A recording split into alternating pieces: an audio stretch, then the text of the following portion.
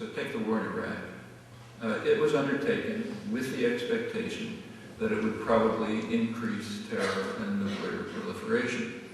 The chief national intelligence officer for the Middle East recently wrote a current issue of Foreign Affairs, named Establishment Journal.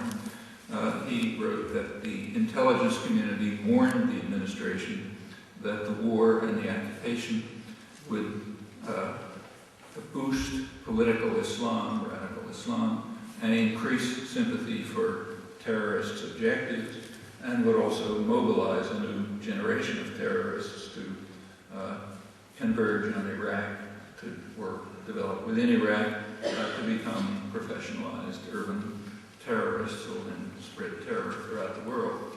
Well, those were the predictions, and they've been verified. U.S. intelligence agencies and others now confirm that that's just what happened, to an extent far beyond what was expected, in fact. The degree of expansion of terrorist incidents practically tripled immediately after the war around the world, and Iraq is now a training ground for highly professionalized terrorists who will spread and already have, all understood. Actually, what happened went well beyond expectations, not only in scale, but even in some other remarkable ways which are going to have long-term effects. So it's very common to say that no weapons of mass destruction were found in Iraq after a very exhaustive search, but that's not entirely accurate. There were weapons of mass destruction facilities in Iraq, namely those that were provided to Saddam Hussein by the U.S. and Britain in the 1980s, with others.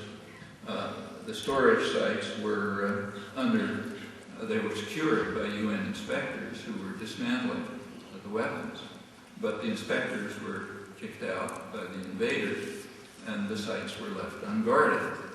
Well, the inspectors continued their work by satellite, and they reported that they had discovered sophisticated, massive looting, not individuals, but sophisticated, organized, massive looting at these installations in over 100 sites.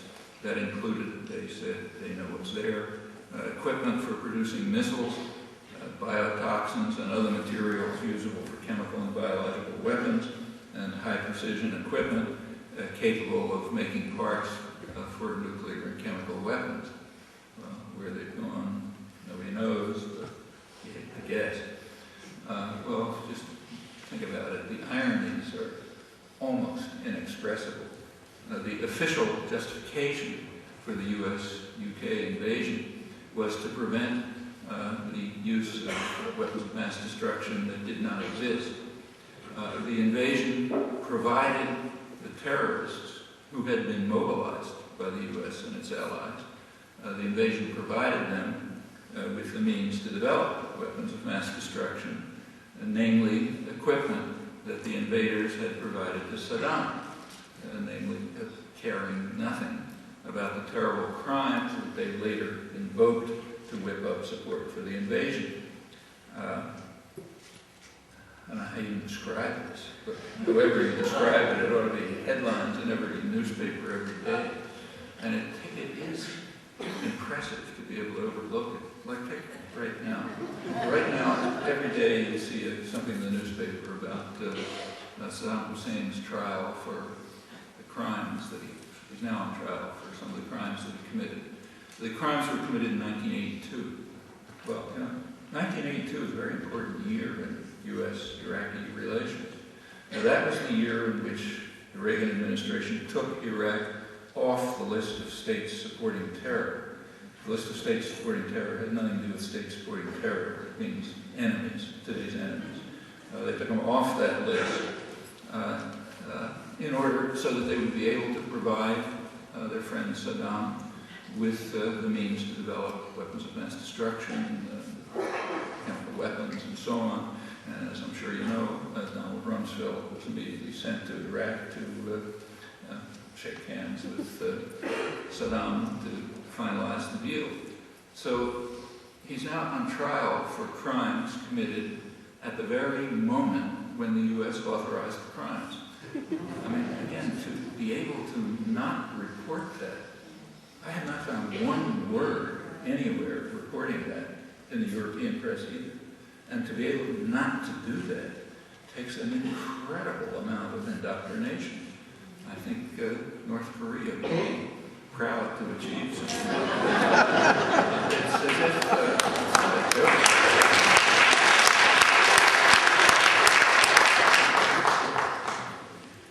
to draw an analogy, it's as if Iran were now making nuclear weapons using fissionable materials provided by the United States to Iran, which in fact is probably happening. In fact, that brings us to another imminent crisis, namely Iran's nuclear programs. The national security strategy and government statements place that in the highest priority of international threats. And it's a serious problem. They're right about that. No sane person wants Iran or anyone else to develop nuclear weapons. And there are constructive steps to prevent it.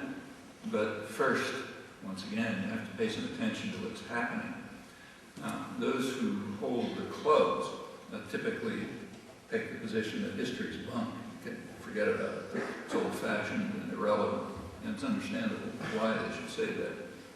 The victims don't have that luxury. They have to pay attention to history and understand it.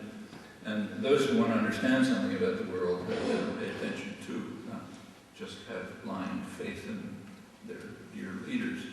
So let's have a brief, at least, look at current history that Iranians know all too well and rightly regard as highly pertinent to what's happening today, although it's swept under the rug here.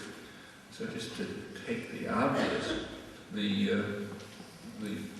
Iranians remember very well that the policies that Washington is now condemning are the very same policies that the U.S. supported before the 1979 overthrow of the Shah, the brutal tyrant who the U.S. and Britain imposed in 1953, overturning Iran's parliamentary democracy. In fact, since 1953, without a break, the U.S. and Britain have been tormenting and torturing Iranians. We may forget it, but it doesn't mean that they do. That includes the support for Saddam's war against Iran. Well, today the standard claim is that Iran has no need for nuclear power, so it must be pursuing a secret weapons program. So, to quote Henry Kissinger, for an oil producer such as Iran, nuclear energy is a wasteful use of resources. That's Henry Kissinger today. When the Shah was in charge and Henry Kissinger was Secretary of State, he put the matter a little differently.